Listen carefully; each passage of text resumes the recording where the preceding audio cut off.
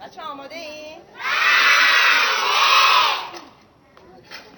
در جا بزنیم فعلا تا آماده شد.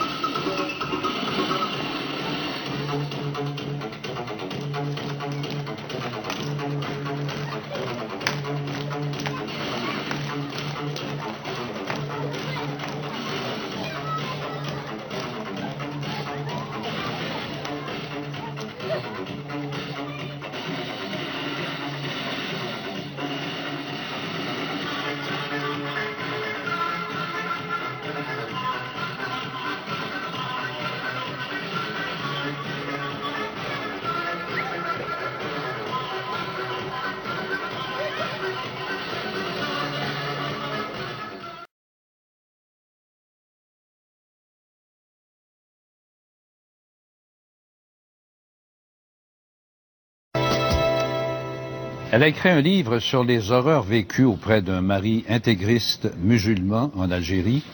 Son Voile de la peur, paru l'an dernier, s'est vendu à plus de 150 000 exemplaires. Samia Sharif sera au Salon du Livre de Toronto qui s'ouvre demain, de même qu'à celui de Montréal le mois prochain. Et voilà que pour la première fois, l'auteur et sa fille montrent leur visage à la caméra, ce que la peur les avait jusqu'ici empêchés de faire. Face à face, Sophie Bélanger. J'ai le courage de me montrer maintenant. Samia Sharif et sa fille Nora dévoilent enfin leur visage. Elles ont toutes deux raconté par écrit comment elles ont été victimes de l'islam intégriste. Elles ont toutes deux caché leur visage aux médias jusqu'ici. On n'a pas honte de ce qu'on a dit, on n'a pas honte de ce qu'on a vécu. Puis si on garde le voile, c'est un peu comme si on avait honte, puis on avait peur. Puis non, on est fiers. Puis c'est ça qu'on veut montrer maintenant, là. Née en Algérie dans une riche famille musulmane intégriste, Samia est mariée de force à un homme d'une terrible violence. Avec ses enfants, elle réussit à fuir son pays natal, mais pas la peur. En entrevue à Radio-Canada l'an dernier, elle exprimait ses craintes de représailles à l'idée de se faire reconnaître.